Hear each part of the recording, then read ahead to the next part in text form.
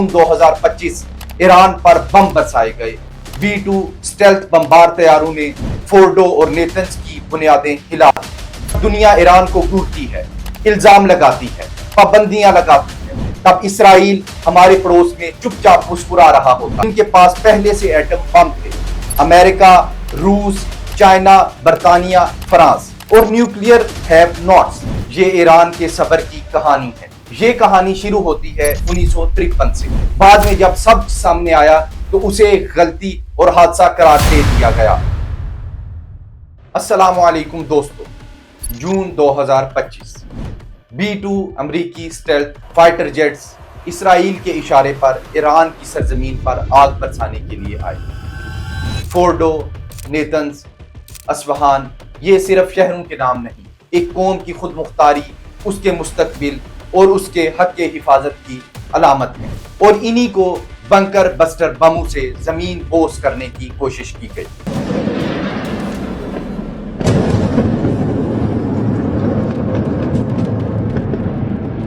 मगरिब और अमेरिका बार बार कहते आए हैं ईरान को न्यूक्लियर बम बनाने नहीं देंगे। लेकिन दोस्तों, कभी किसी ने यह सवाल उठाया है क्यों वही ताकतें जो खुद हजारों एटमी हथियार रखती हैं ईरान को इस टेक्नोलॉजी से महरूम रखना चाहती हैं? और सबसे बड़ा सवाल जिसका जवाब मगरबी दुनिया के होश उड़ा सकता है, अगर ईरान के पास न्यूक्लियर वेपन्स होते तो असल में क्या होता?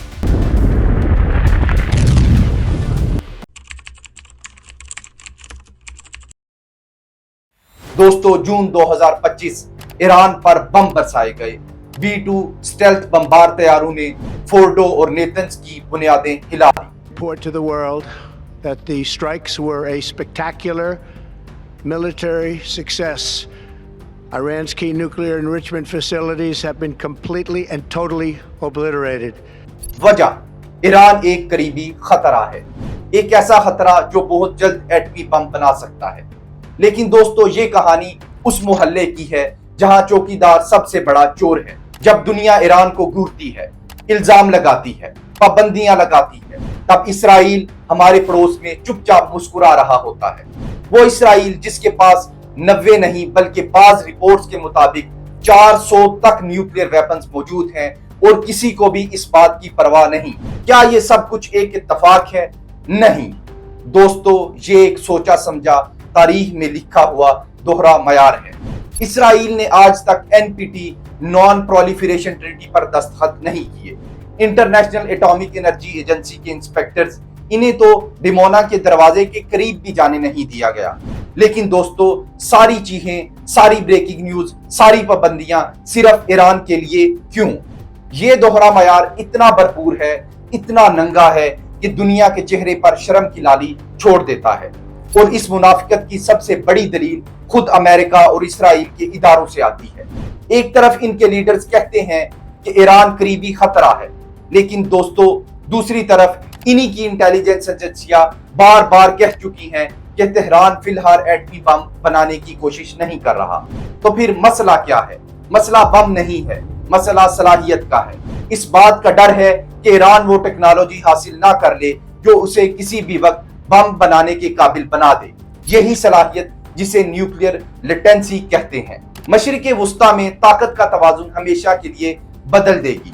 ये इसराइल की 70 साला एटमी इजारादारी खत्म कर देगी और इस हिस्से में अमेरिका के गलबे को चैलेंज करेगी। लिहाजा जून 2025 के हमले नॉन प्रोलिफरेशन के लिए नहीं थे, बल्कि वो इस स्ट्रेटेजिक अदम तवाज़ुन को कायम रखने के लिए थे जो अमेरिका और इसराइल को फायदा देता है। फिर आती है NPT की कहानी,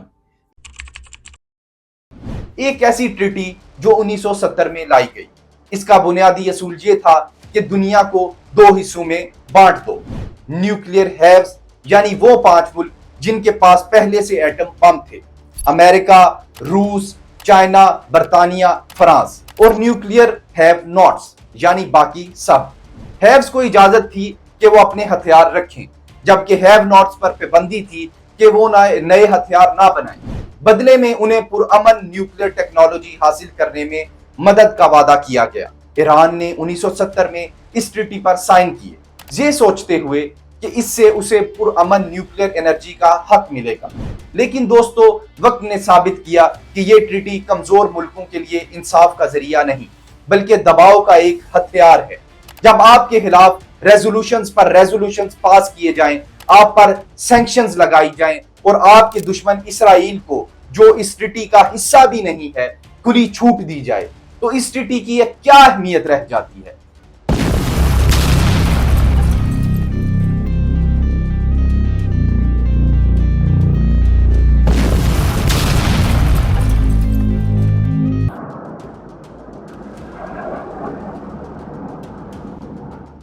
اس لیے جب ایران این پی ٹی سے نکلنے کی دھمکی دیتا ہے تو یہ کوئی حیرانی کی بات نہیں، یہ ایک غلام کی زنجیر توڑنے کی کوشش ہے.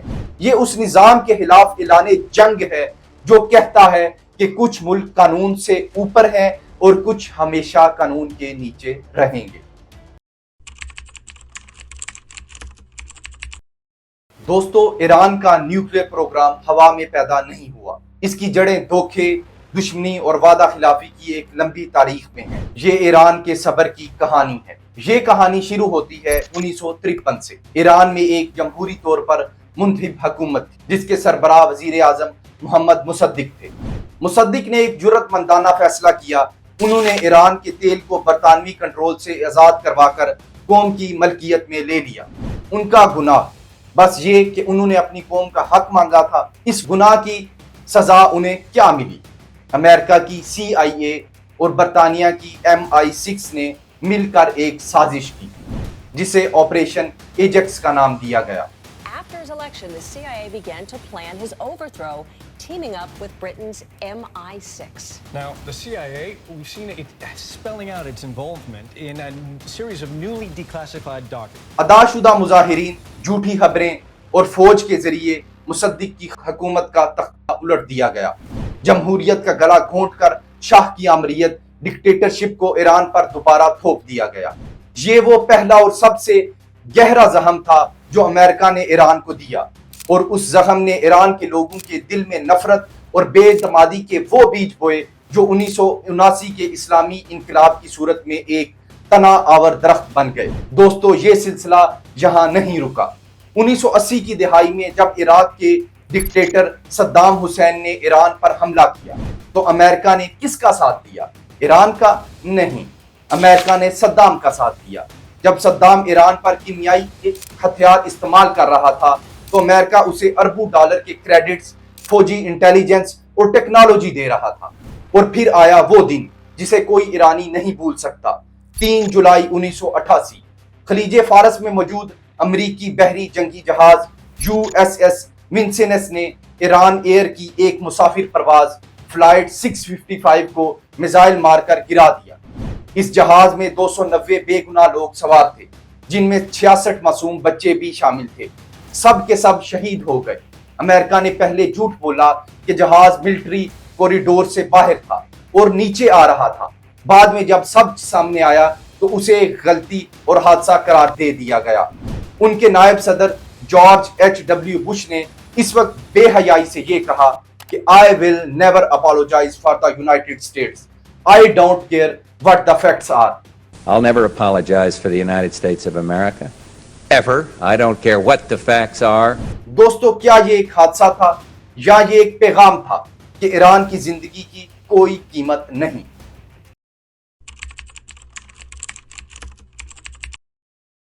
ان سب زخموں کے باوجود ایران نے پھر بھی سفارت کاری کا راستہ چنا. سالوں کے مذاکرات، نیگوسیشنز کے بعد 2015 میں ایران نے دنیا کی 6 بڑی طاقتوں امریکہ، برطانیہ، فرانس، جرمنی، روس اور چائنا کے ساتھ ایک تاریخی معاہدہ کیا. اس معاہدے کو joint comprehensive plan of action یعنی JCPOA کہا جاتا ہے. The Joint Comprehensive Plan of Action was signed in July 2015 and endorsed by the United Nations Security Council. It was meant to limit Iran's nuclear program in exchange for lifting sanctions and allowing Tehran back into financial markets after decades of isolation. اس معاہدے کے تحت ایران نے اپنے nuclear programme پر دنیا کی سب سے سخت ترین پابندیاں قبول کی. Even in the event of a return to compliance with the JCPOA, hundreds of sanctions will remain in place, including sanctions imposed by the Trump administration. یہ اتنی سخت پابندیاں تھیں جن کی مثال نان پرولیفریشن کی تاریخ میں نہیں ملتی. ایران نے اپنے افزودہ یورینیم یعنی کہ انریچڈ یورینیم کا 97% حصہ ختم کر دیا, اپنے ہزاروں سینٹریفیوجز بند کر دیے اور IAEA انسپیکٹرز کو 24 گھنٹے مانیٹرنگ کی اجازت دی. اور بدلے میں ایران کو کیا ملا؟ اقوام متحدہ کے nuclear watch dog agency IAEA نے ایک کے بعد ایک 10 سے زائد رپورٹس میں اس بات کی تصدیق کی کہ ایران اپنی ڈیل پر 100% عمل کر رہا ہے. لیکن پھر 2018 میں امریکہ میں صدر ٹرمپ کی حکومت آئی اور انہوں نے اچانک بغیر کسی وجہ کے اس معاہدے کو توڑ دیا. صرف معاہدہ ہی نہیں توڑا بلکہ ایران پر تاریخ کی سب سے سخت میکسیمم پریشر پابندیاں لگا دی. اس وعدہ خلافی کا نتیجہ کیا نکلا؟ ایران کی معیشت تباہ ہو گئی. ایران کی GDP گروتھ 2018 میں 2.25% اور 2019 میں 2.65% تک گر گئی. مہنگائی 41% تک پہنچ گئی اور بے روزگاری خاص طور پر نوجوانوں میں آسمان کو چھونے لگی. دوستو, یہ ایک پیٹرن ہے. جب بھی ایران نیک نیتی سے آگے بڑھتا ہے, مغرب اس کے ساتھ بدنیتی سے پیش آتا ہے. JCPOA کا تجربہ ایران کے لیے ایک سبق تھا. سفارتی معاہدوں پر بھروسہ نہیں کیا جا سکتا. صرف علمداری سیکیورٹی کی ضمانت نہیں دیتی بلکہ دھوکے کی بنیاد بنتی ہے. اسی لیے اپنی حفاظت کا واحد رستہ خود انحصاری اور سخت طاقت ہے. اگر کسی کو پھر بھی اس بات پر شک ہے تو اسے صرف لیبیا کے کرنل قذافی کی کہانی دیکھ لینی چاہیے.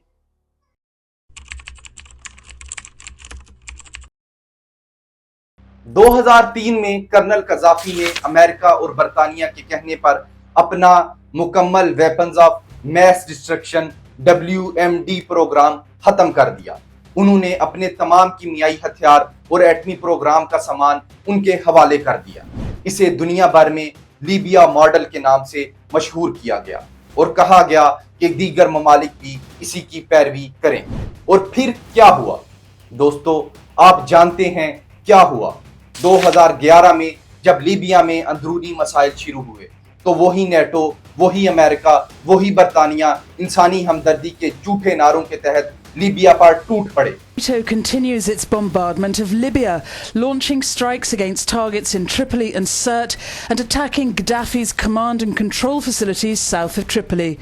انہوں نے قذافی کے خلاف بغاوت کو ہوا دی, ان کی فوج پر بمباری کی اور آخرکار قذافی کو سڑکوں پر گھسیٹ کر مار دیا گیا.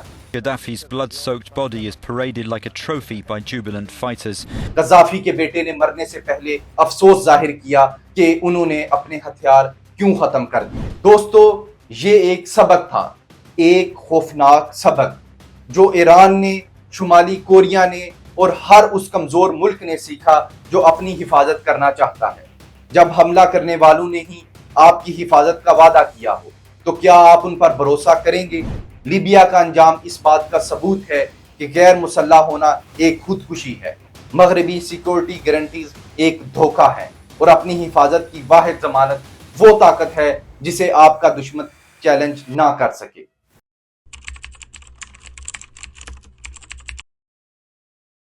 تو آئیے دوستو, اب ہم اس دنیا کا تصور کرتے ہیں جس سے امریکہ اور اسرائیل آپ کو ڈراتے ہیں.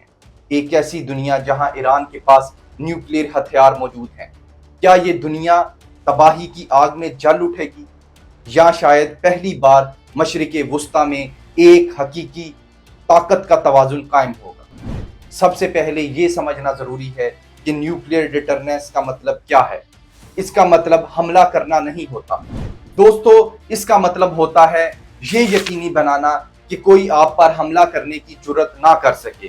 یہ ایک ایسی ڈھال ہے جو کمزور کو طاقتور کے ظلم سے بچاتی ہے. کولڈ وار کے دوران امریکہ اور سوویت یونین کے درمیان 40 سال تک کوئی آمنے سامنے جنگ نہ ہوئی کیونکہ دونوں جانتے تھے کہ اس کا انجام مکمل تباہی ہوگا. اسے کہا جاتا ہے میوچولی ایشورڈ ڈسٹرکشن یا میڈ. یہ میڈنس ہی امن کی ضمانت تھی. اگر ایران کے پاس یہ شیلڈ ہوتی تو کیا جون 2025 کے حملے کبھی ہو پاتے؟ کیا اسرائیل یا امریکہ ایران کی سرزمین پر بم گرانے کا سوچ بھی سکتے تھے؟ کبھی بھی نہیں۔ تو آئیے دوستو، اب ہم دیکھتے ہیں کہ ایران کو اس ڈھال کی ضرورت کیوں ہے۔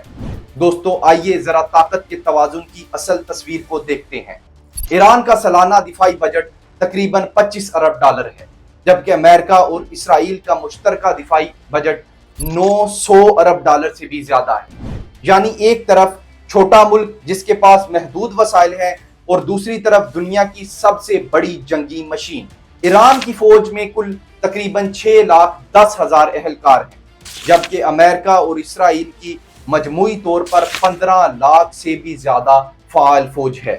لڑاکا طیاروں کی بات کریں تو ایران کے پاس صرف 550 جنگی جہاز ہیں، جبکہ امریکہ اور اسرائیل کے پاس 3,500 سے زائد جدید ترین جنگی طیارے موجود ہیں۔ جہاں تک بحری طاقت کا تعلق ہے، ایران کے پاس 20 کے قریب بڑے بحری جہاز موجود ہیں، جبکہ امریکہ اور اسرائیل کے پاس 350 سے زائد جدید اور مخلق جنگی بحری جہاز موجود ہیں۔ دوستو یہ اعداد و شمار ایک ہی بات چیخ چیخ کر بتا رہے ہیں، ایران اس غیر متوازن میدان میں روایتی ہتھیاروں سے کبھی بھی اپنے دشمنوں کا مقابلہ نہیں کر سکتا۔ یہ ایک ایسا میدان ہے جہاں ایران کا ہر قدم ایک پہاڑ کے سائے تلے ہے، اس لیے یہ طاقت کا عدم توازن صرف ایک چیز سے برابر ہو سکتا ہے، ایک ایسا دفاعی ہتھیار جو دشمن کو حملہ کرنے سے پہلے ہی روک دے، یعنی نیوکلیئر ڈیٹرنس۔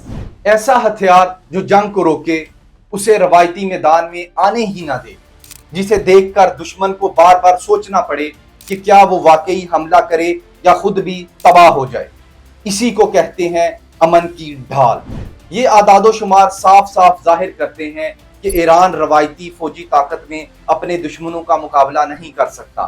اس زبردست عدم توازن کو برابر کرنے کا واحد رستہ ایک قابل اعتبار دفاعی نظام یعنی نیوکلیئر ڈیٹرنس ہے، ایک ایسی طاقت جو جنگ کو شروع ہونے سے پہلے ہی روک دے۔ تو آئیے اس تصوراتی دنیا کو آگے بڑھاتے ہیں۔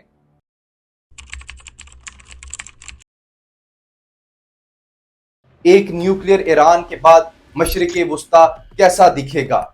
ایک نیوکلیئر ایران کا مطلب ہوگا کہ خطے کی طاقتیں جیسے سعودی عرب اور ترکی امریکہ کے ذریعے پراکسی جنگیں لڑانے کی بجائے براہ راست تہران سے بات کریں گے۔ جب سعودی عرب کو علم ہوگا ایران پر حملہ ممکن نہیں، تو وہ مسائل کو حل کرنے کے لیے سفارتی راستے تلاش کرنے پر مجبور ہوگا۔ ہم نے اس کی جھلک دیکھی جب امریکی حملوں کے بعد سعودی عرب نے شدید تشویش ظاہر کی اور کشیدگی کم کرنے کی بات کی۔ ترکی نے بھی آگے بڑھ کر مصالحت کی پیشکش کی۔ جب طاقت کا توازن قائم ہوگا تو سفارتکاری خواہش نہیں بلکہ مجبوری بن جائے گی، اور یہی مجبوری مشرق وسطی میں اصل پائیدار امن لا سکتی ہے۔ شاید اس سے ایک نیا علاقائی سیکیورٹی فریم ورک بھی جنم لے، جہاں مسائل کا حل باہر کی طاقتیں نہیں بلکہ خطے کے ممالک خود نکالیں۔ ایسی دنیا میں ایران کو مزاحمتی معیشت کی ضرورت نہیں رہے گی۔ جب حملے کا خطرہ نہیں ہوگا تو ایران اپنی مکمل توجہ اپنی معیشت، اپنی عوام کی بہتری اور ترقی پر مرکوز کر سکے گا۔ زیادہ سے زیادہ دباؤ، میکسیمم پریشر، پابندیوں کا خوف جو ایک تلوار کی طرح ایران پر لٹکتا رہتا ہے، وہ بے اثر ہو جائے گا، کیونکہ دوستو ایک ایٹمی طاقت کو اقتصادی پابندیوں سے دبانا بالٹی بھر پانی سے سورج بجھانے کے مترادف ہے۔ ایسی پابندیاں لگانا ایک اتنا بڑا رسک بن جائے گا کہ کوئی ملک یہ جرت ہی نہیں کرے گا۔ اس سے ایران کی معیشت آزاد ہو جائے گی، وہ آزادی سے تجارت کر سکے گا، اس کی کرنسی مستحکم ہوگی اور عوام کی زندگی بہتر ہوگی۔ وہ تمام وعدے جو JCPOA میں کیے گئے تھے لیکن کبھی پورے نہ ہو سکے۔ دوستو اکثر یہ پراپوگنڈا کیا جاتا ہے کہ ایک ایٹمی ایران اپنی پراکسیز جیسے لبنان میں حزب اللہ یا یمن میں حوثیز کو مزید خطرناک طریقے سے استعمال کرے گا۔ اسے اسٹیبلٹی انسٹیبلٹی پیراڈاکس کہا جاتا ہے، یعنی ایٹمی سطح پر استحکام آئے تو عام سطح پر بدامنی بڑھ جاتی ہے۔ لیکن میں آپ سے ایک الٹا سوال پوچھتا ہوں، اگر آپ کے قلعے کی حفاظت کے لیے ایک شیر موجود ہو تو کیا آپ کو گلی کے کتوں کی ضرورت رہے گی؟ پراکسیز ایک کمزور اور غیر محفوظ ریاست کا ہتھیار ہوتے ہیں۔ ایران پراکسیز کا استعمال اس لیے کرتا ہے کیونکہ وہ روایتی جنگ میں کمزور ہے اور براہ راست مقابلہ نہیں کر سکتا۔ یہ غیر متوازن جنگ اسیمیٹرک وارفیئر کا ایک طریقہ ہے، لیکن جب ایران کے پاس آخری حد کی سیکیورٹی گارنٹی یعنی نیوکلیئر ڈیٹرننس آ جائے گی تو اس کی اسٹریٹجک ضرورت بدل جائے گی۔ اسے اپنی حفاظت کے لیے پراکسیز پر انحصار نہیں کرنا پڑے گا، وہ ایک پر اعتماد محفوظ ریاست بن کر روایتی سفارتکاری اور اسٹیٹ کرافٹ کے ذریعے اپنے مفادات حاصل کر سکے۔ اس لیے دوستو، حقیقت اس کے بالکل برعکس ہو سکتی ہے۔ ایک نیوکلیئر ایران شاید مشرق وسطی میں کم پراکسیز اور زیادہ استحکام لائے گا، کیونکہ اس کی بنیادی حفاظت پہلے ہی یقینی ہو چکی ہوگی۔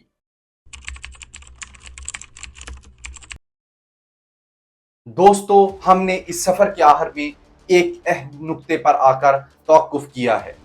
مغربی میڈیا اور سیاستدان آپ کو بتائیں گے کہ ایران کے رہنما دیوانے ہیں، پاگل ملا ہیں، جن کے ہاتھ میں نیوکلیئر بٹن نہیں دیا جا سکتا۔ ان کے مطابق ایران ایک غیر منطقی ارریشنل ریاست ہے۔ لیکن دوستو، آئیے اس جھوٹ کو حقائق کے ذریعے چیلنج کرتے ہیں۔ کیا کوئی دیوانی قوم 12 سال تک JCPOA جیسا پیچیدہ 170 صفحات پر مشتمل معاہدہ طے کرتی ہے؟ کیا کوئی دیوانی قوم کا سپریم لیڈر آیت اللہ خامنائی بار بار ویپنز آف میس ڈسٹرکشن کے خلاف ایک مذہبی فتویٰ جاری کرتا ہے اور کہتا ہے کہ یہ حرام ہے، یہ گناہ عظیم ہیں؟ انہوں نے صاف کہا ہے کہ ہمیں نیوکلیئر ہتھیاروں کی ضرورت نہیں، یہ ہمارے دین کے بھی خلاف ہیں اور عقل کے بھی خلاف۔ مبانی ما، مبانی اعتقادی ما، مبانی دینی ما، به کار بردن این گونه وسایل کشتار جمعی اصلا ممنوعه، حرامه۔ جب امریکہ 2018 میں اس معاہدے سے نکل گیا، I am announcing today that the United States will withdraw from the Iran nuclear deal. تو ایران نے پورا 1 سال انتظار کیا، یہ امید کرتے ہوئے کہ شاید یورپ اس معاہدے کو بچا لے گا۔ جب یورپ ناکام رہا، تب جا کر ایران نے آہستہ آہستہ سوچی سمجھی اور محتاط حکمت عملی کے تحت اپنی یورینیم افزودگی یعنی یورینیم انریچمنٹ میں اضافہ کیا۔ یہ سب ایک عقل مند اور سمجھدار ریاست کے اقدامات ہیں، ایسی ریاست جو اپنے قومی مفاد کو بخوبی سمجھتی ہے اور ہر قدم پھونک پھونک کر رکھتی ہے۔ ایران کے اندر اختلاف رائے بھی ہے، مختلف نظریات بھی ہیں، لیکن یہ ایک ایسی ریاست ہے جو اپنی بقا کو سب سے مقدم رکھتی ہے۔ پاگل ملا کا بیانیہ صرف ایک کارٹون ہے، ایک جھوٹ ہے جو اس لیے بنایا گیا تاکہ ایران کو اس کے جائز حق سے محروم رکھا جا سکے۔ تو دوستو، ہم نے ایک لمبا سفر طے کیا ہے۔ ہم نے 1953 کا دھوکہ دیکھا، 1988 کا قتل عام دیکھا اور 2018 کی وعدہ خلافی کا تماشا بھی دیکھا۔ ہم نے دیکھا کہ کس طرح انصاف کے نام پر ناانصافی کی گئی اور کس طرح سفارتکاری کے دروازے ایران پر ایک ایک کر کے بند کر دیے گئے۔ تو آخر میں سوال یہ نہیں، اگر ایران کے پاس نیوکلیئر ہتھیار ہوتے تو کیا ہوتا؟ اصل سوال یہ ہے کہ کیا ایران کے پاس اس کے سوا کوئی راستہ چھوڑا گیا ہے؟ دوستو، اصل خطرہ ایک نیوکلیئر ایران نہیں، اصل خطرہ ایک ایسی دنیا ہے جہاں انصاف صرف طاقتور کے لیے ہے، جہاں کمزور کو اپنی حفاظت کا حق نہیں، جہاں کچھ ممالک کو ہر چیز کی اجازت ہے اور کچھ کو سانس لینے کی بھی نہیں۔ فیصلہ آپ کا ہے، کیا آپ اس ناانصافی پر مبنی نظام کو قبول کرتے ہیں یا آپ ایک ایسی دنیا چاہتے ہیں جہاں ہر قوم کو اپنی حفاظت اور اپنی قسمت کا فیصلہ خود کرنے کا برابر حق حاصل ہو؟ سوچئے گا ضرور۔ دوستو، اگر آپ اس بات سے متفق ہیں تو اپنی رائے کا اظہار ضرور کریں تاکہ بات رکے نہیں۔ خدا حافظ۔